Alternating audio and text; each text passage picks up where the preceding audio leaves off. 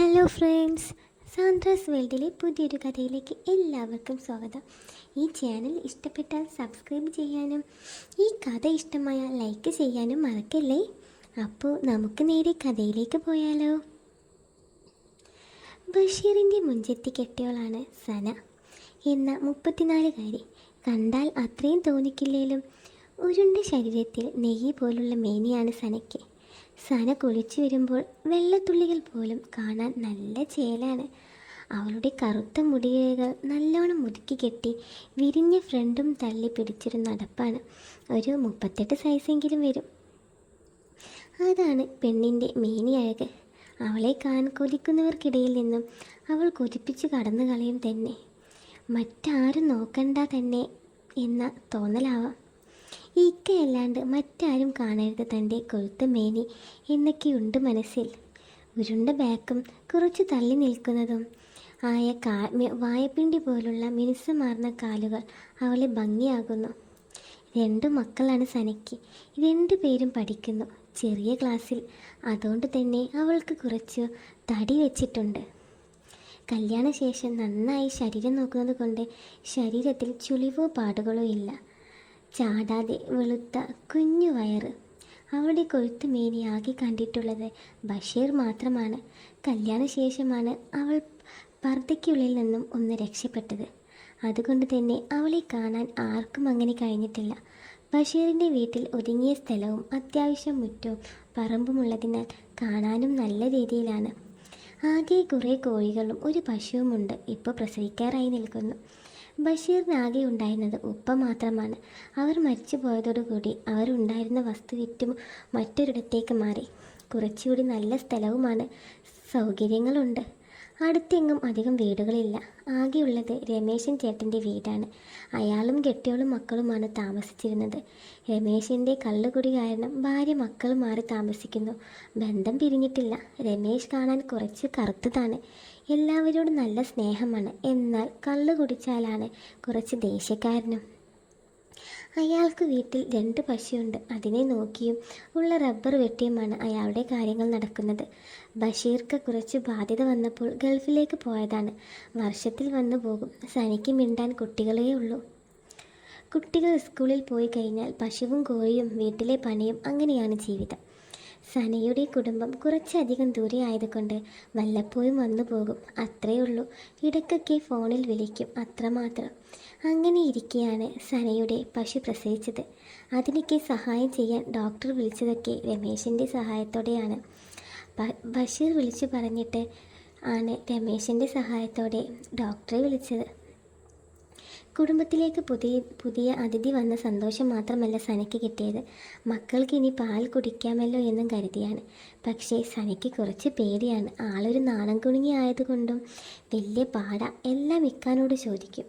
അങ്ങനെ പ്രസവം കഴിഞ്ഞ് ഒരാഴ്ച കഴിഞ്ഞു. സനയ്ക്ക് കുട്ടികൾക്ക് പാല് കൊടുക്കണമെന്ന് തോന്നി. താൻ കറന്നാലോ എന്നായി ചിന്ത.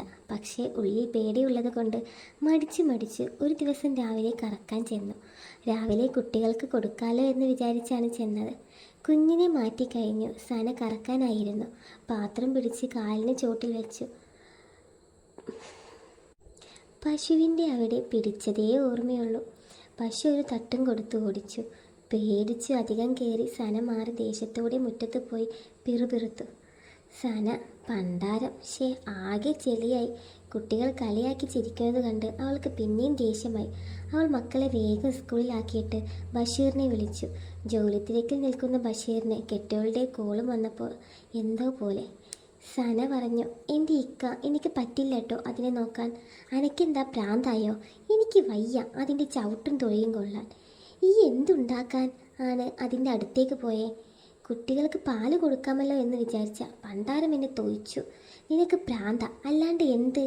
ആ രമേശിനോട് പറഞ്ഞുകൂടായിരുന്നോ? നിങ്ങൾക്ക് പറ്റുമെങ്കിൽ പറ, എനിക്ക് വയ്യ. ഞാൻ പറഞ്ഞോളാം, ഒന്ന് എനിക്ക് സമാധാനം താ. എന്തേലും കാണിക്കേ എന്നും പറഞ്ഞ് കോള് കട്ടായി. ഒരു 10-11 മണിയായി കാണും. രമേശൻ വന്നു. സനമോളെ. രമേശിന് പ്രായം 45ആണ്. സന ഇറങ്ങി വന്നു. എന്താ ചേട്ടാ? ബഷീർ വിളിച്ചായിരുന്നു, പശുവിൻ്റെ കാര്യം നോക്കാൻ പറഞ്ഞു. ആണോ ചേട്ടാ? പശുവിനെ ഒന്ന് കറന്നു തരുമോ എന്നറിയാൻ ആണ്. എനിക്ക് ആണേൽ പേടിയാ. ഇക്കാക്ക സമ്മതിക്കുന്നില്ല, അതുകൊണ്ടാ. അതിനെന്താ, ചെയ്യാലോ. മിൽമയിൽ കൊടുക്കാനാണോ? ഏയ് അല്ല, കുട്ടികൾക്ക് മാത്രമാണ്. കുറച്ച് മതി മതി, ബാക്കി കിടാവുണ്ടല്ലോ.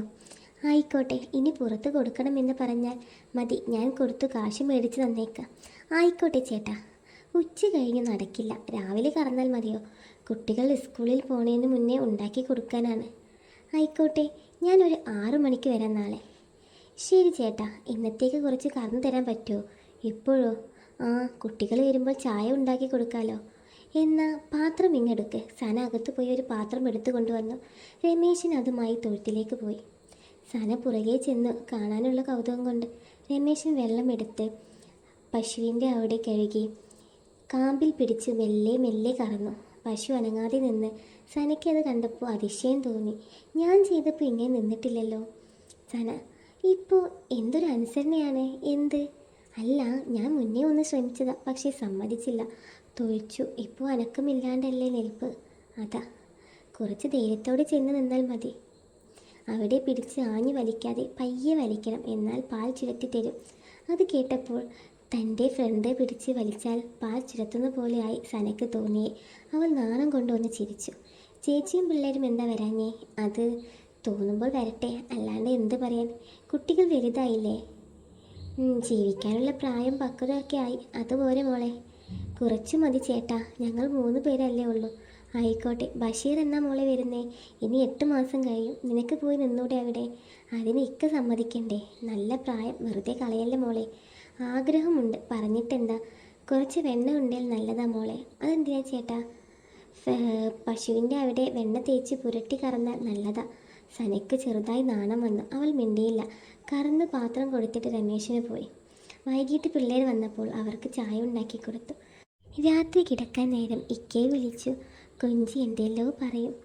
അത്രയേ ഉള്ളൂ, അതിനപ്പുറത്തേക്ക് നടക്കില്ല. ബഷീറിനെ വിളിച്ച് സംസാരിച്ച് കിടന്ന ശേഷം സന രമേശൻ വന്നത് മുതൽ ഓരോ കാര്യങ്ങൾ ആലോചിച്ചു തുടങ്ങി.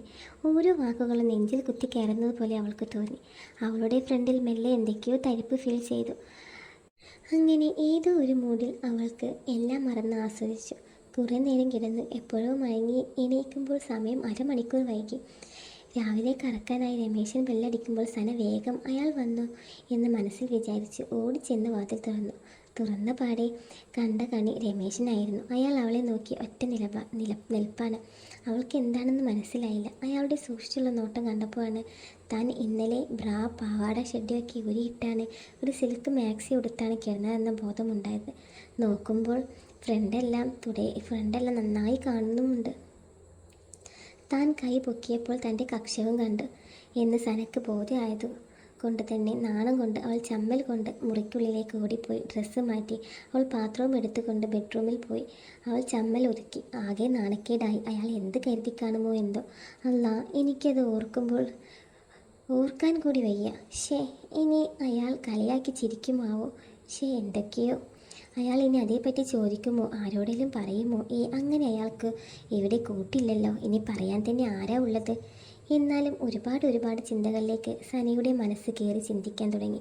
അപ്പോഴേക്കും പുറത്തു നിന്ന് വിളി വന്നു. അവൾ വേഗം ഡ്രസ്സ് മാറി പുറത്തേക്ക് വന്ന് ഷാളൊക്കെ ഇട്ട് തല മറച്ച് വരുന്നത് കണ്ടപ്പോൾ രമേശിന് ചിരിയാണ് വന്നത്. അവൾ ആകെ ഒന്ന് നാണിച്ചു. എന്താ രാവിലെ ഉറക്കം കളഞ്ഞു ഞാൻ? അങ്ങനെ ഒന്നുമില്ല. രാവിലത്തെ കണി കൊള്ളാം കേട്ടോ. എന്ത് കണി? അല്ല, തന്നെയല്ലേ കണ്ടേ. എന്താവോ എന്തോ. അതെന്താ, എന്നെ കണി കണ്ടാൽ കുഴപ്പം വല്ലതും ഉണ്ടോ? അല്ല, ഇതുവരെ കാണാത്തതൊക്കെ കാണുമ്പോൾ എന്ത്? ചിലതൊക്കെ കണ്ടാൽ പിന്നെ അന്നത്തെ ദിവസം നല്ലതാവും, ചീത്ത ആവാനും സാധ്യതയുണ്ട്. അങ്ങനെയൊക്കെ ഉണ്ടോ? ഉണ്ട്. ഇന്ന് നല്ല ദിവസമായിരിക്കും. അത്രയും നല്ല കണിയായിരുന്നല്ലോ. എങ്കിൽ എന്നും എന്നെ കണി കണ്ടോ. നല്ല ദിവസമായിക്കോട്ടെ. എന്നാൽ എന്നും കാലത്തെ ഇന്നത്തെ പോലെ വന്ന് നിന്നാൽ തരക്കേടില്ല.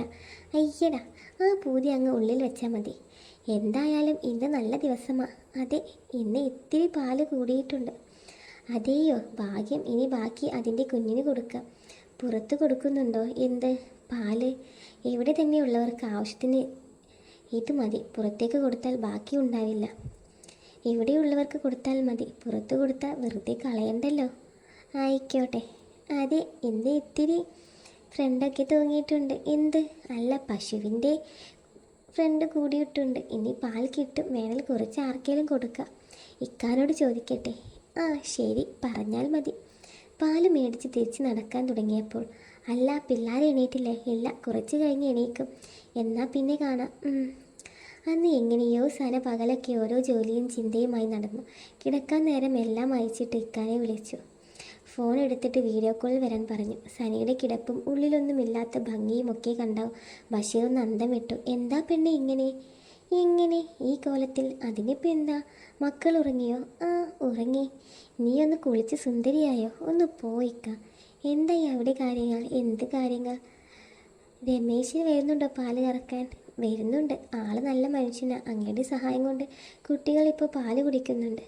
എന്തേലും ആവശ്യങ്ങൾക്ക് അയാളെ വിളിച്ചോ? ആ, പിന്നെ ഒരു കാര്യം. എന്താ അത്? അയാൾ ചോദിച്ചു പാല് പുറത്ത് കൊടുക്കുന്നുണ്ടോ എന്ന്. കൊടുത്തോ? ചെറിയ വരുമാനം കിട്ടുമല്ലോ. അതെ, ഞാനും വിചാരിച്ചു. ഇക്കയോട് ചോദിച്ചിട്ട് പറയാമെന്ന് പറഞ്ഞു. അതിപ്പോൾ ചോദിക്കണോ? കൊടുത്തോ? സാരമില്ല. ഇക്ക എന്തൊക്കെയുണ്ട് അവിടെ എന്നാ? ഇനി ഇവിടേക്ക് കുറച്ച് കഴിയും.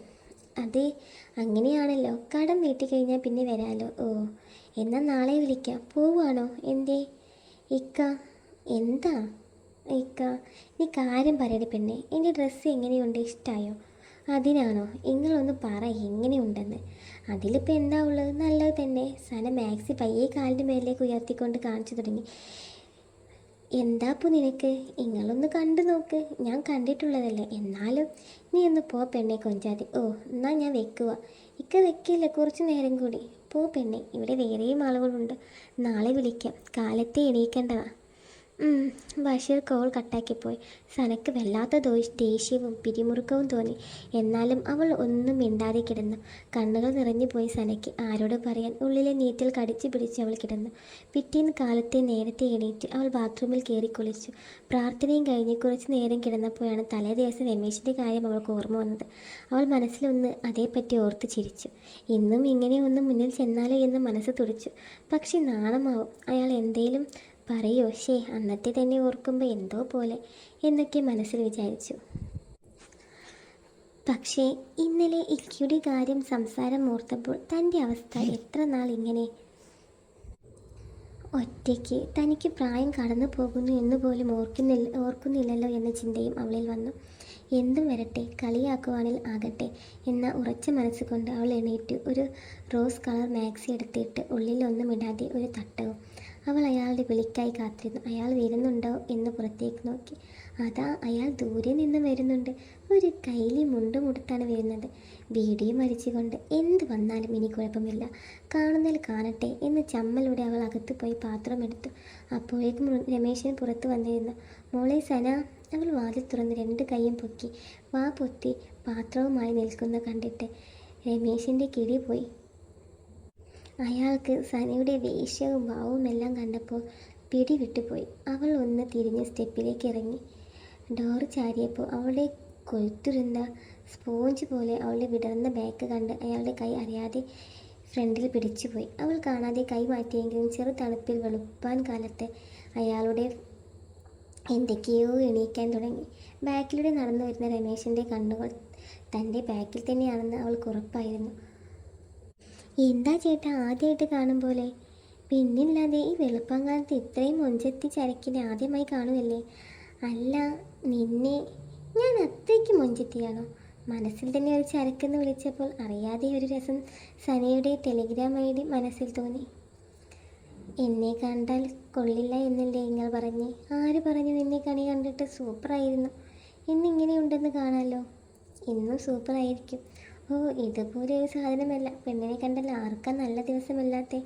തന്നെ കണ്ടിട്ടും ഒന്ന് കയറി പിടിക്കാൻ തോന്നിയില്ലേ എന്ന് അവളുടെ മനസ്സ് കുറിച്ചു.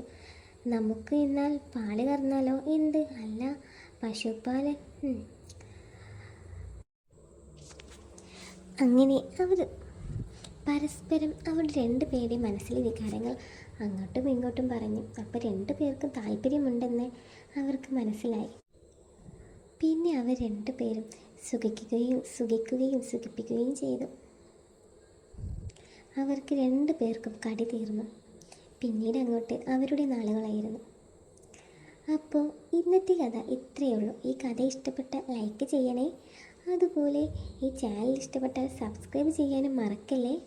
നമുക്ക് പുതിയൊരു വീഡിയോയുമായി കാണാം. Okay, by.